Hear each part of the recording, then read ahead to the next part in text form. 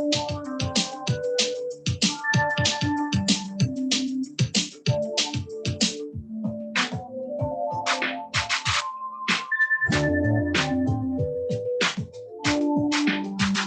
பிள்ளைகள், இது DM ஈசிமெட்ஸ் YouTube channel. என்னுடைய இந்த சேனல் பிடிச்சிருந்த பிள்ளைகள் லைக் பண்ணுங்க, ஷேர் பண்ணுங்க. அதே போல பிள்ளைகள் கமெண்ட் பண்ணுங்க. அதே போல பிள்ளைகள் சப்ஸ்கிரைப் பண்ணுங்க. சப்ஸ்கிரைப் பண்றதோட பக்கத்துல இருக்கிற இந்த பெல் ஐக்கனையும் கிளிக் பண்ணுங்க பிள்ளைகள். அப்பதான் நான் போடுற ஒவ்வொரு புதிய வீடியோக்களும் உங்களுக்கு நோட்டிபிகேஷனா கிடைக்கும். சரி பிள்ளைகள், இன்னைக்கு நாங்க பாடத்துக்கு போகலாம். இந்த பாடம் பிள்ளைகள் தரம் 7, 8 போன்ற மாணவர்களுக்கானது. ஏனைய வகுப்பு 9, 10, 11 மாணவர்களும் கூட பார்த்தாலும் பரவாயில்லை. என்ன கேட்ட பிள்ளைகள், அதாவது கேத்திர கணிதத்திற்கு பேசிக்கான விடயங்கள் தான் நான் இதுல படிப்பிக்க இருக்கிற பிள்ளைகள். சில பிள்ளைகள் கேத்திர கணிதம் செய்யறது குறைவு. கேத்திர கணிதம் என்னும் பொழுது பிள்ளைகள் உங்களுக்கு தெரியும், கோடுகள் வரைகிறது, முக்கோணம் வரைகிறது, வட்டம் வரைகிறது, கோணங்களை கண்டுபிடிக்கிறது, இந்த மாதிரியான விடயங்களை நாங்க படிக்கிறது தான் கேத்திர கணிதம்னு சொல்றது. அப்ப சில பிள்ளைகள் இந்த கேத்திர கணிதத்துல ஈடுபாடு காட்டுறது குறைவு பிள்ளைகள். அதுக்கான காரணம் இந்த அடிப்படையான சில விஷயங்களை சரியா தெரிஞ்சு கொள்ளாதனால தான் அவங்களுக்கு பிரச்சனையா இருக்கும். சரி, நாங்க பார்ப்போம் இன்னைக்கு ஒரு நேர்கோடு எப்படி வரைகிறது. இங்க பாருங்க பிள்ளைகள், ஒரு நேர்கோடுக்கு என்னும் பொழுது உங்களுக்கு தெரியும், நீங்க நேர் விளிம்புன்னு சொல்லுவோம். நாங்க அதை நீங்க ஃபுட்டுலர்னு சொல்லுவீங்க தான், அப்படி சொல்லக்கூடாது. நாங்க அதை நேர் விளிம்புன்னு சொல்லுவோம். அப்ப நேர் விளிம்பை வைத்து நாங்க இவ்வாறு நேரா நாங்க கோடு அடிச்சுக்கலாம், பிரச்சனை இல்லை. இந்த பாருங்க, இந்த இடத்துல இப்படி வளைவான கோடும் இருக்குது. இப்ப இந்த ஏ என்ற இடத்துல இருந்து இந்த பி என்ற இடத்துக்கு போறதுக்கு பிள்ளைகள் இதுதான் மிகவும் கிட்டிய தூரம். இதுல போனா லேட் ஆகும் எங்களுக்கு. நம்ம சொல்லுவோம் ஷார்ட்கட்னு சொல்லுவீங்க, அந்த மாதிரி மிகவும் கிட்டிய தூரம் ஏல இருந்து பிக்கு. இங்க பாருங்க. சரி, அப்ப நாங்க இந்த நேர்கோட்டுக்கு பேர் சொல்ற நேரம் பிள்ளைகள் இந்த இடத்துல நான் புள்ளிகள் வைத்திருக்கிறேன் பிள்ளைகள். நீங்க புள்ளி வைக்க வேண்டிய அவசியம் இல்லை. இந்த இடத்துல ஏ பி என குறிச்சிருக்கிறேன். நீங்க நம்ம ஆங்கில எழுத்துக்களை பயன்படுத்துறோம். ஏபியோ இல்லாட்டி பிக்யூ, ஆர்எஸ், எம்என், இவ்வாறு ஏதாவது ஒரு ஆங்கில எழுத்தை நாங்க பயன்படுத்தலாம். கட்டாயமாக ஞாபகம் வைத்துக் கொள்ளுங்க பிள்ளைகள், இந்த மாதிரியான புள்ளிகளுக்கு நாங்க பெயர் குறிக்கிற நேரம் ஆங்கில கேபிட்டல் லெட்டர்ஸ், ஆங்கில பெரிய எழுத்துக்களை மாத்திரம்தான் பயன்படுத்தணும். ரைட். இங்க பாருங்க பிள்ளைகள், ஏபி என்பது ஒரு நேர்கோடு. ஏபி இங்க கமா போட்டு எழுதக்கூடாது நீங்க. இப்ப பாருங்க பிள்ளைகள், இரண்டு புள்ளிகளுக்கு இடையிலான மிக கிட்டிய தூரம் நேர்கோடு எனலாம். இங்க பாருங்க, இது ஒரு நேர்கோடு. நீங்க பேர் சொல்லி பழகுங்க பிள்ளைகள், ஏபி. அதே மாதிரி அடுத்த கோடு சிடி. அடுத்தது பாருங்க பிக்யூ. அடுத்தது எம்என். அடுத்தது எஸ்டி. கட்டாயமா பிள்ளைகள் பார்த்து கொள்ளுங்க, கமா போட்டு எழுதக்கூடாது. AB, PQ, MN, CD, ST. இப்ப பிள்ளைகள் உங்களுக்கு ஒரு நேர்கோடு என்றால் என்ன, நேர்கோட்டுக்கு எவ்வாறு நாங்கள் பெயர் குறிப்பிடுவது அப்படின்னு தெரியும் உங்களுக்கு. பாருங்க, இந்த இடத்துல நாங்க புள்ளிகள், நான் இந்த இடத்துல புள்ளி குறிக்கல, ஆனா இந்த இடத்துல சி என்று எழுத்து போட்டுக்கிறேன், டி என்று எழுத்து போட்டுக்கிறேன். இந்த இரண்டு அந்தங்களுக்கு தான் நாங்கள் இவ்வாறு பெயர் வைக்கிறது. பெயர் குறிப்பிடுவதை கவனமா இருக்கணும் பிள்ளைகள். இரண்டு எழுத்துக்கள், நேர்கோடுகளுக்கு பெயர் சொல்வதற்கு இரண்டு எழுத்துக்கள். அதே போல இப்ப நாங்க பார்ப்போம் பிள்ளைகள், கோணம் என்றால் என்ன. நேர்கோடுகள் ஒன்றை ஒன்று சந்திக்கும் போது உண்டாவது கோணம் ஆகும். அப்ப நாங்க ஆக குறைந்தது இரண்டு நேர்கோடுகள் சந்திக்கிற பிள்ளைகள், எத்தனை நேர்கோடுகள் வேண்டுமானாலும் சந்திக்கலாம். பாருங்க, நான் முன்பு குறிப்பிட்டது போன்று ஏபி என்பது ஒரு நேர்கோடு. அதே மாதிரி இந்த நேர்கோட்டுக்கு பேர் பாருங்க பிள்ளைகள், ஏசி. ஏபி என்பது ஒரு நேர்கோடு, திருப்பி நீங்க ஏசி என்பது இன்னொரு நேர்கோடு. அப்ப திருப்பி சொல்லணும், ஏபி, ஏசி. இரண்டு நேர்கோடுகளும் எந்த இடத்துல சந்திக்குதுன்னு கேட்டா, இந்த ஏ என்ற இடத்துல புள்ளியில சந்திக்குது. எனவே இந்த இடத்துல ஒரு கோணம் உருவாக்கப்படுகின்றது, ஒரு கோணம் உருவாக்கப்படுகின்றது. ரைட். அடுத்து நாங்க பார்ப்போம், இந்த கோணங்களுக்கு எவ்வாறு பெயர் குறிப்பிடலாம்னு பார்ப்போம். இங்க பாருங்க, நாங்க பெயர் சொல்ற நேரம் பிள்ளைகள், இந்த ஏ என்ற உச்சி குறிக்கக்கூடிய இந்த எழுத்து நடுவுல வரணும். அதாவது பி, ஏ, சி. அப்படி இல்லைன்னா CAB அப்படி குறிக்கணும். இங்க பாருங்க, BAC என்பது ஒரு கோணமாகும். இதை எழுதுற நேரம் பிள்ளைகள் இப்படி எழுதணும் பிள்ளைகள், BAC. அப்ப A என்பது பாருங்க பிள்ளைகள் இந்த உச்சி காட்டியிருக்கிறோம், இந்த இடத்துல இந்த கோணத்தை காட்டணும் பிள்ளைகள், இந்த கோணத்தை காட்டுறதுக்கான குறியீடு. இப்ப இந்த A எழுத்து வந்து நடுவுல வரணும், இடை நடுவுல. இப்ப ABCன்னு சொல்ல இயலாது. பேர் சொல்ற நேரம் மேல கவனிங்க பிள்ளைகள், இங்க பாருங்க, B ல இருந்து ஆரம்பிச்சு Aக்கு வந்து A ல இருந்து நாங்க Cக்கு போகணும். அப்ப BAC. அப்படி இல்லைன்னா மாத்தி சொல்லலாம் பிள்ளைகள், C ல இருந்து போகலாம் நாங்க, CAB. மேல கவனிங்க பிள்ளைகள், இந்த படத்தை உருவத்தை CAB இங்க போகலாம், அப்படியும் சொல்லலாம் பேர். இங்க பாருங்க, ரெண்டுலயுமே இந்த A என்ற எழுத்தை நீங்க இடை நடுவுல சரியா சொன்னா சரி. இதுல A வந்து நடுவுல இருக்கணும், இடை நடுவுல இருக்கணும். CAB கட்டாயமாக இந்த கோணத்தை குறிக்கிற இந்த உச்சி எழுத்து நடுவுல போட்டு நீங்க இப்படி ஒரு குறியீடை காட்டணும். அப்ப CAB என்பது கோணம். சரி பிள்ளைகள், இந்த கோணங்களுக்கு பெயர் சொல்லி பழங்க பிள்ளைகள். இங்க நீங்களே சொல்லுங்க பிள்ளைகள். ஓ, ABC, ரைட். அதே மாதிரி இதை பாருங்க பிள்ளைகள், இந்த கோணத்துக்கு நாங்க பெயரிடுற நேரம் PQR. நீங்களும் சொல்லி பழங்க பிள்ளைகள். MNO,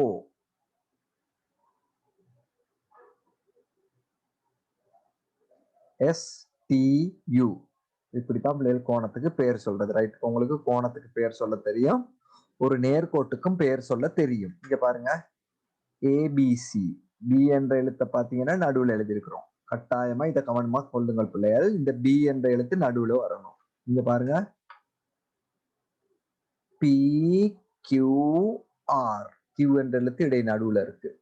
இங்க பாருங்க, MNO, ரைட். அடுத்து STU. கட்டாயம் இங்க நீங்க பாருங்க பிள்ளைகள், எல்லாமே நான் ஆங்கில பெரிய எழுத்துக்கள் தான் பயன்படுத்திருக்கிறேன், கேபிட்டல் லெட்டர்ஸ். ஆங்கில கேபிட்டல் லெட்டர்ஸ் தான் நாங்க இந்த மாதிரியான புள்ளிகளுக்கு பெயர் வைக்கிற நேரம் நாங்க பயன்படுத்த வேண்டும். இப்ப உள்ளுக்கு கோணங்களுடைய பருமன்கள் தெரியாத நேரத்துல நாங்க சில பேர்கள் வைப்போம், அது வந்து சிம்பிள் லெட்டர்ஸ்ல வைப்போம் பிள்ளைகள், அது பிறகு நாங்க பார்ப்போம். இப்ப பாருங்க பிள்ளைகள், இது ஒரு நேர்கோடு. AB என்பது ஒரு நேர்கோடு, இன்னொரு நேர்கோடு சந்திக்குது. CD, இன்னொரு நேர்கோடு சந்திக்குது. EC, இன்னொரு நேர்கோடு சந்திக்குது.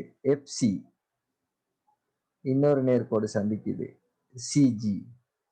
அப்ப இங்க பல நேர்கோடுகள் சந்திக்கிறனால பிள்ளைகள் இங்க தனித்தனியான கோணம் எடுத்தா 1, 2, 3, 4, 5, 6 கோணங்கள் இப்படி தெரியுது. இந்த பாருங்க, இது ஒரு கோணம், அடுத்து இன்னொரு கோணம், இது ஒரு கோணம், இப்படி ஒரு கோணம். சரி பிள்ளைகள், இந்த கோணங்களுக்கு எப்படி நாங்க பெயர் குறிப்பிடுறோம்னு பார்ப்போம். ACE, இந்த கோணம் பாருங்க, C என்ற எழுத்து நடுவுல இருக்கு. இந்த ACயும் இந்த EC என்ற கோடும் இணையுது. எந்த இடத்துல? C-ல. ACயும் CEயும் இணைஞ்சனால ACE என்ற ஒரு கோணம் உருவாக்கப்படுது. அதே மாதிரி இந்த கோணத்துக்கு பெயர் சொல்லுங்க பிள்ளைகள். ECB, right. அதே மாதிரி இந்த கோணத்துக்கு பெயர் சொல்லுங்க பிள்ளைகள், பச்சை நிறத்துல உள்ளதுக்கு. DCB, okay.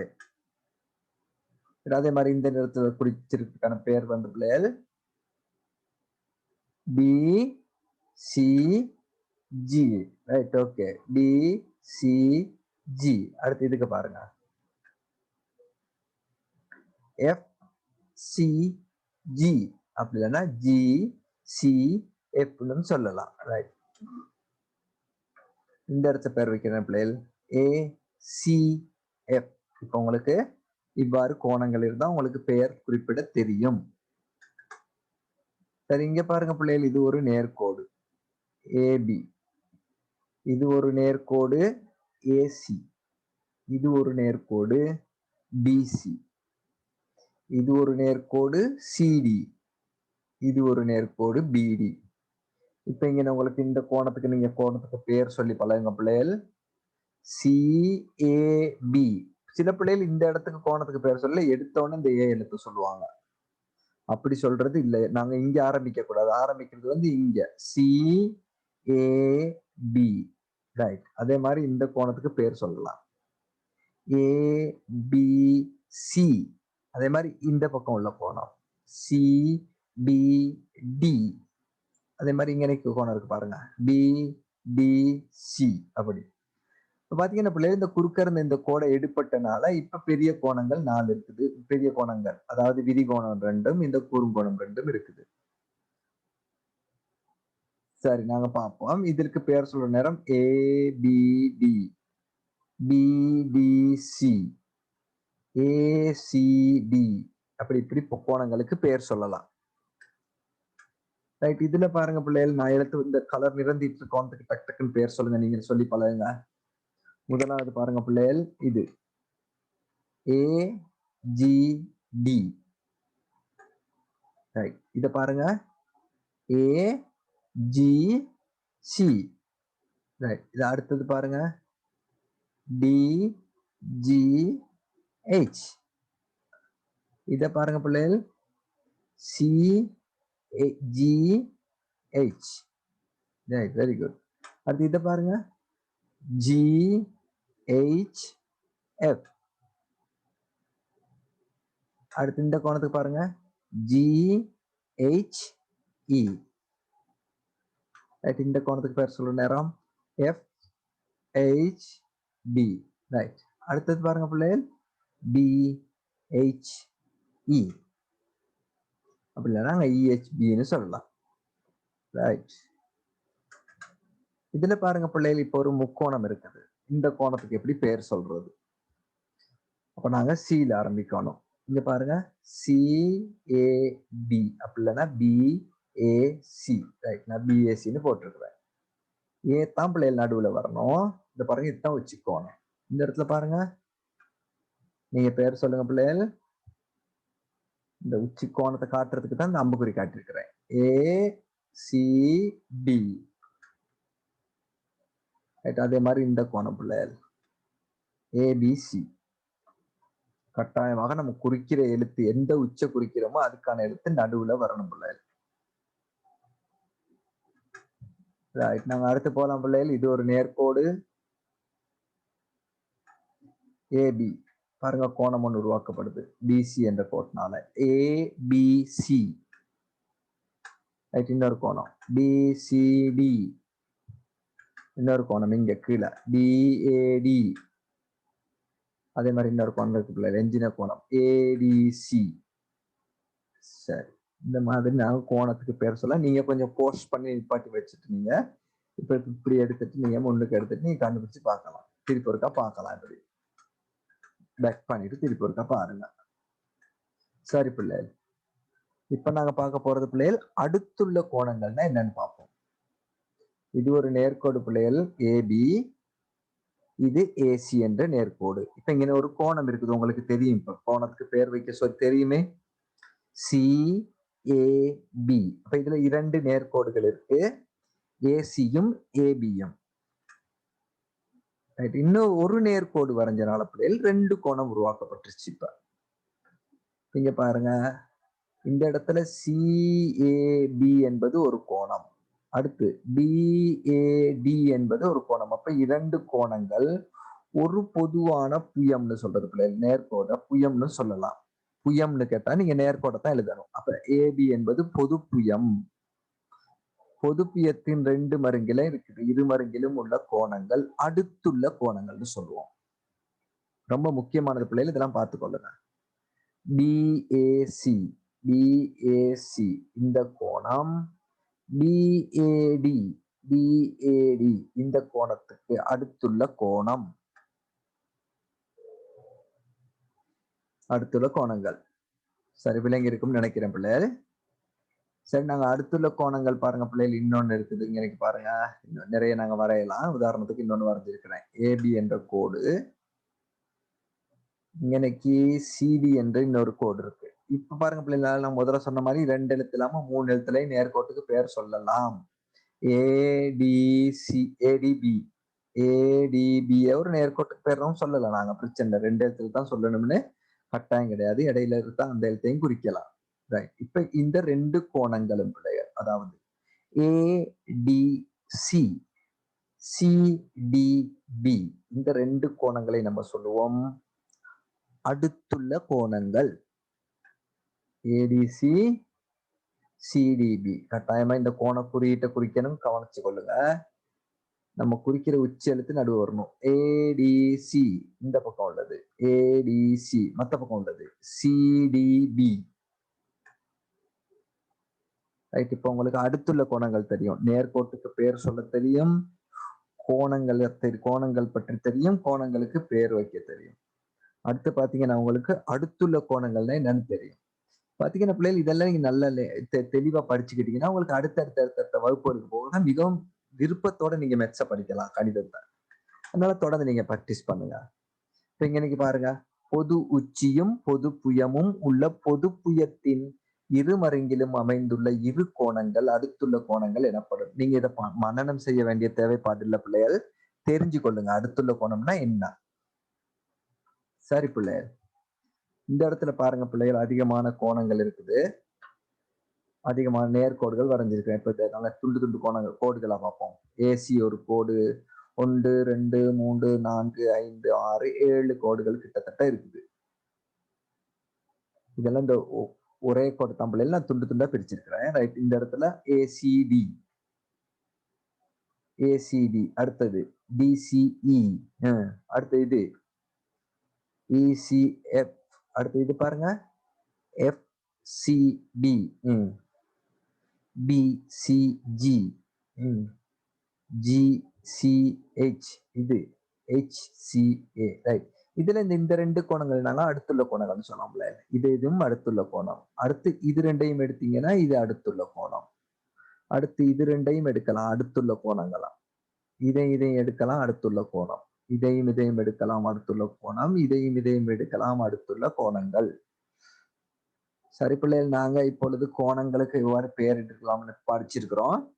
அடுத்த வீடியோல வந்து பிள்ளைகள் நாங்க கோணங்களை பாகைமானியை பயன்படுத்தி எப்படி அளக்கிறது, என்னென்ன வகையான கோணங்கள் இருக்குது, இது தொடர்பான வீடியோ நான் வெளியீடு செய்ய இருக்கிறேன் பிள்ளைகள். எனவே இந்த ஒவ்வொரு வீடியோ நீங்க அடுத்து தொடர்ந்து பார்க்கணும்னா பிள்ளைகள் என்னுடைய யூடியூப் சேனலை வந்து சப்ஸ்கிரைப் பண்ணுங்க. அதாவது ரைட் சைட்ல கீழே ஒரு பட்டன் ஒன்று இருக்கும், அந்த பட்டனை கிளிக் பண்ணுங்க. அதாவது சப்ஸ்கிரைப்ங்கிற இடத்துல கிளிக் பண்ணிட்டு அதுக்கு பக்கத்துல இருக்க பெல் ஐக்கனையும் கிளிக் பண்ணீங்கன்னா நான் போடுற ஒவ்வொரு புதிய வீடியோக்களும் உங்களுக்கு வரும்.